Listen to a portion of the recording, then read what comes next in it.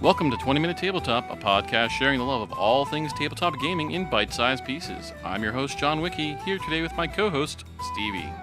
Breaking news. We need to save the city from alien invaders. They're at the mall, the farmer's market, and even the school. Do you have what it takes to save the day? Join us as we play Last Defense.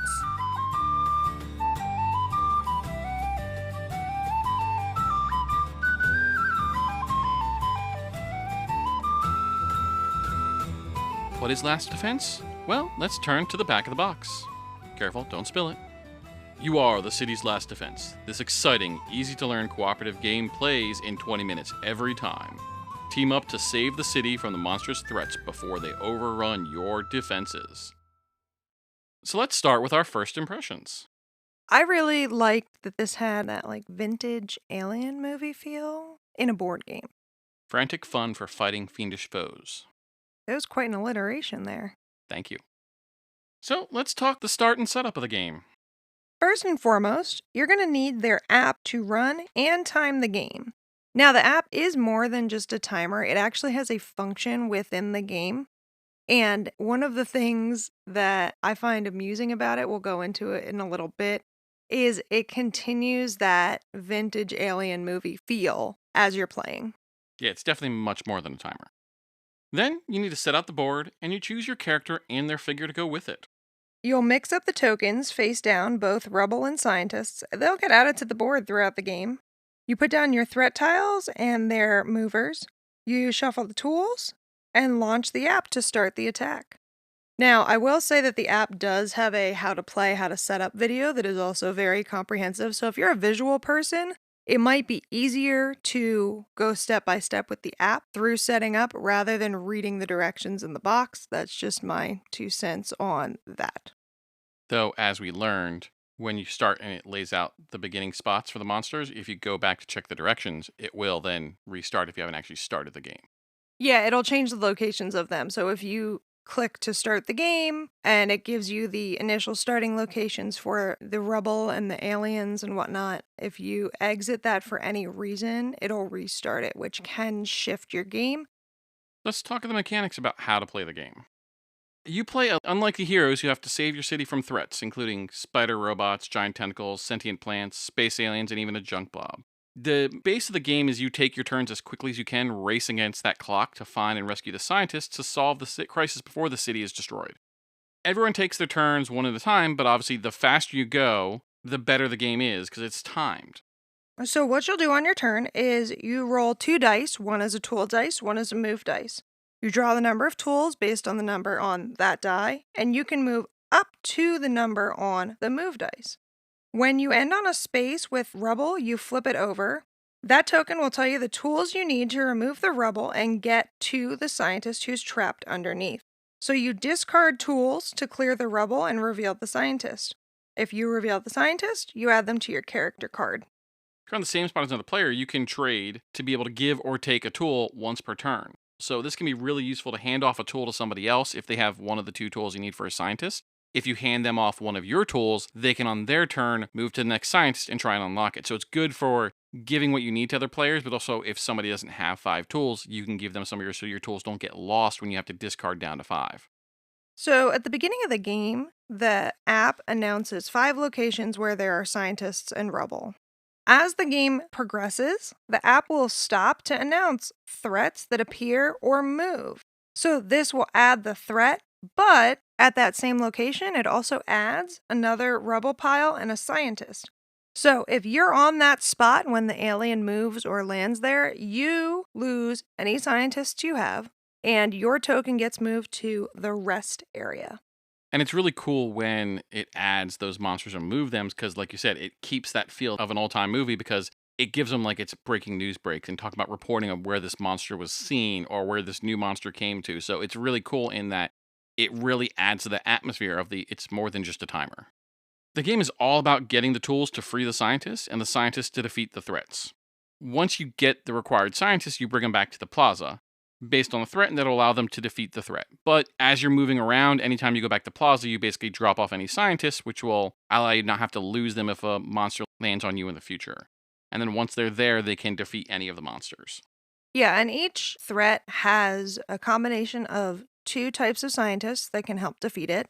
So, one of the strategies we found to be helpful is, when you get a scientist, bring them back to the plaza so that they can be there to defeat the monster. And another note is that there are 5 in this game, but the standard game only uses 4 of them, which also means that you may get scientists that aren't necessarily helpful if that 5th requires that scientist that you've picked up that you don't really need. So, I have to ask, do you think this is a coordinated, albeit poorly, attack on the city by the monsters? Like, you have all these monsters attacking within 20 minutes in one city, but like, maybe Frank the Tentacles and Jeff the Junk Blob are just always so late. You told them 10 minutes early, but Frank showed up on time and Jeff was still late, and that's why they're all like attacking at exactly the same time. No? You, you, you're asking, does any vintage alien movie actually make sense? And they have all the scientists needed to defeat those monsters here in the city. So are they trying to strike to take out the scientists? They do all get buried in the rubble. Or is the plan just that bad that they chose the exact wrong city to attack? Again, think about vintage alien movies and how wackadoodle they are. I know, but this is coordinated. Like, I want the backstories to the monsters. I want to know why Jeff the Junk Blob is coming here to attack. I appreciate that you named them. So clearly I enjoy the game. Why don't we talk about both our enjoyment of the game? Sure, I enjoyed this game. I like the time nature of you versus the threats. It gives the right amount of pressure to add a dimension to the fun of otherwise just find the threat and defeat it. You sometimes have to decide whether to strategize or just go, go, go, go, like run through your turns as fast as you can. When it was you and I, it was a little easier because it was just 2 people to coordinate. We were kind of the same mind of how we approach the problem. I can imagine when you have 5 people playing, there's probably more of that just take your turn to try and get tools into people's hands and get rubble flipped over so that you can get people moving around the board to clear that, as opposed to having the luxury of having fewer people where you can create a strategy. Yeah, I think it adds a nice element. Like I said, with 2 people, it was kind of a little easier because you get to take your turns more often. With more people, sure, you have more people that can go more directions, but it's longer between your turns. So I think it has that nice balance between the two of still being fun. Now, the kids, however, did not like the pressure of the timer at all. But you can't play it without the timer because that's what makes the monsters come in. Right, and I want to point out that the game is for ages 8 and up, so it's not the complexity of the game or the mechanics that was their issue. It's purely the pressure of the timer, and we've talked about other games where we have timers like 5-minute dungeon and so on, where we are able to opt to not use it to take some of the pressure off. But in this game, like you said, there's no option to do that because you need the app to announce the monsters.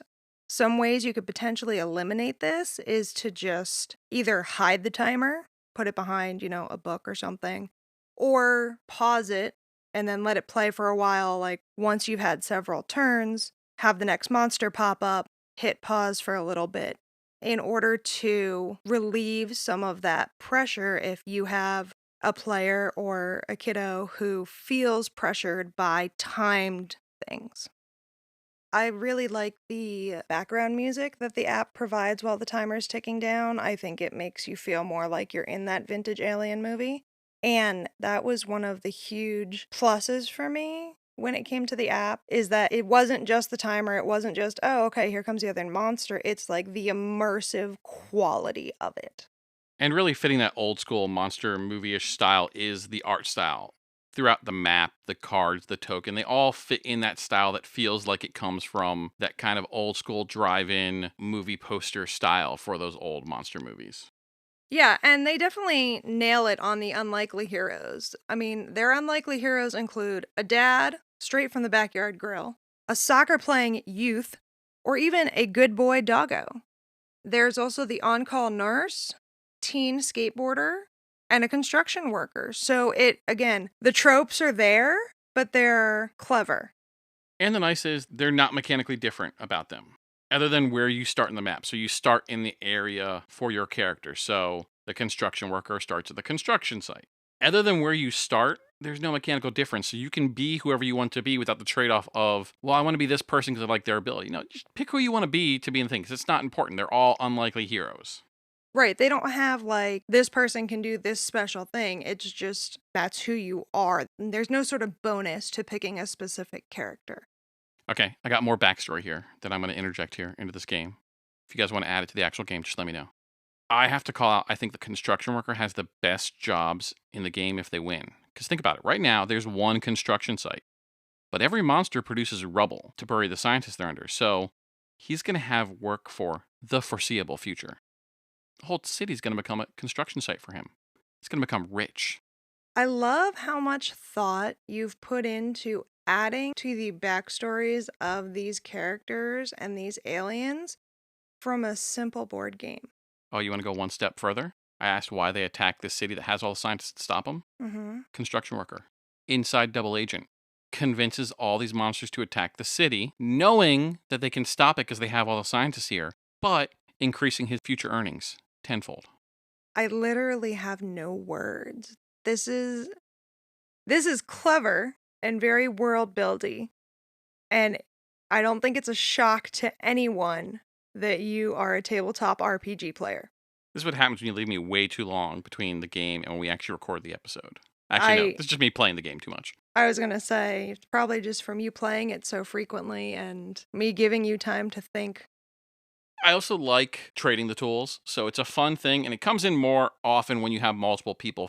You know, with two of us, it's like, I can give you this and you go get them next turn. But maybe if I have it, I'll just get there on my next turn. But when you have 4 people, 5 people playing, it's a lot more advantageous to hand off the tools to get the tools to the right people. Now, you can only do it 1 per turn, so it's not like you can give 2 things to this person, but you can chain that to get across the map because the map is spread out and it's like different nodes, but they're all connected in certain ways. You can't always go to the right or the left. Sometimes you got to go down and left to go that direction. So the way you connect it and move around, sometimes you have to move a little further. So handing off a tool to get it there can really work well. Right. For being a city, there's lots of locations and lots of pathways, but everything is not interconnected. Which, again, this is a poorly designed city if that's the case, I guess. We're going to go into weird backstory. Maybe it's DC and nobody knows how to get around. Look at a DC map sometime. It's confusing. I definitely feel like it was a lot more chaotic when we played with 4 people.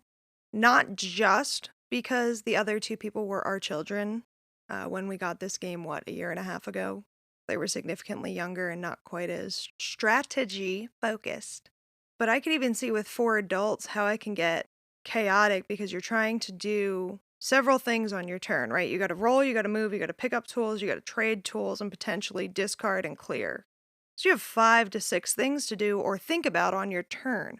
And if you're trying to also move rapidly to beat the timer, I could see how this could turn into almost like a New York Stock Exchange-esque, hey, I got this, I'm going to switch it. Especially if you have competitive individuals, such as myself, who are like really trying to beat the game as fast as you can, which is limited obviously by how much time you have between monster announcements, which can vary anything from I've paid attention to the timer a bit. They were anywhere from 3 minutes apart to like 5 minutes apart. And you have to get off 4. But I don't foresee that as a problem. But I could see how with 4 competitive adults, this could get really, really loud and chaotic very fast. There's nothing wrong with that. It's just a style of gameplay. Not even having to be competitive. I think just adding more people adds that chaos. Because there are even a couple times where I'm sitting there holding the dice, waiting for you to finish what you're doing. So I go, are you done? Are you done? So I can roll. Because like I'm just itching to go. And I consider that if you had that going around between 4 people, like waiting to take your turn because like I've got what I need if I can get over there in time, but I need to not get landed on by a monster before I can get there. Like, I can see how it would add that chaos. Not even being super competitive, just the nature of the game to try to get through this with all this going on. I think it really lends itself. Like, I think it adds in a good level of chaos by having more people involved. And I like that about it. And nothing is more tropey than chaos during an alien invasion. I'm just saying, like, this is very, very well done on all fronts. Let's discuss that length of play. So yeah, the length of play is 20 minutes. It's a timed game. That's the most it'll give you. And if you don't win in 20 minutes, you lose. So it's very upfront on how long it's going to take. It does not take long to set up. It's mostly just dividing everything out. So even the setup is only like 5 minutes ahead of time to sort things and shuffle it. The game is for 2 to 6 players. As we mentioned, you'll probably get pretty frantic with 6 players, which I would love to try and see taking with 6 players, all trying to take the turn. And I think the chaos of that would be pretty awesome. So I would like to see what that's like. But you gotta get that. It plays well with 2 people, and it'll work with all those. Yeah, and I definitely think it has excellent replayability because you have the randomness of the app determining where the rubble is to begin with and what monsters land or move to what locations throughout the game. So it isn't determined by a shuffle or by, a die. It's determined by the app, which I'm sure has some sort of random generator algorithm to make it different every time. And if you add in that extra monster too, if you eliminate the monsters early like we did, it's a little easier. But if they stick around, you have multiple monsters bouncing around, it can obviously get more and more chaotic because as they move, it can land on you and reset you, and then you got to recollect. So it definitely has that aspect of it can go from bad to worse real quick. Yeah, and there's also a more difficult version on the app as well, and they give you the option to choose which version of the game you'd like to play when you start. You say new game, and then it'll ask you, do you want sort of the standard or do you want the more difficult? So let's talk final thoughts. John? I think it has that quirky, fun feeling of a movie that doesn't take itself too seriously. For sure. I love seeing ordinary people save the world from aliens, in our little tropey, kitschy movies. And this has that same vibe. I'm your host, John Wickee, and you can find me on Twitter as John_Wickee. That's Wickee. And now on Threads as John_Wickee_games. And I'm Stevie, and you can find me on social media at Stevies_games.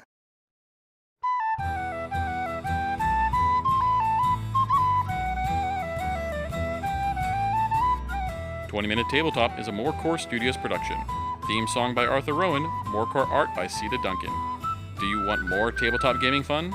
Subscribe to 20 Minute Tabletop on Spotify, Apple Podcasts, Google Podcasts, or wherever you get your podcasts. Like what you hear? Leave us a review while you're there or tell a friend. Find out more on our website, 20mintabletop.com. That's the numbers 20mintabletop.com. Or connect with us on Twitter, Threads, and Instagram as @20mintabletop, @20mintabletop. Thank you and roll with fortune.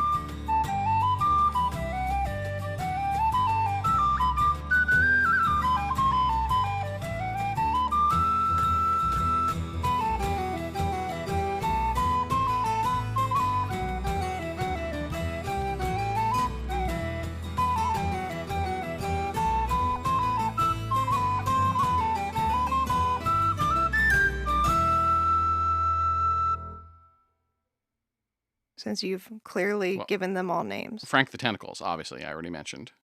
Spider Robot? Sammy. And the sentient plants clearly are going to be named Audrey. Yeah, Audrey 3. Audrey 3. Makes sense. Thank you. I have saved the world.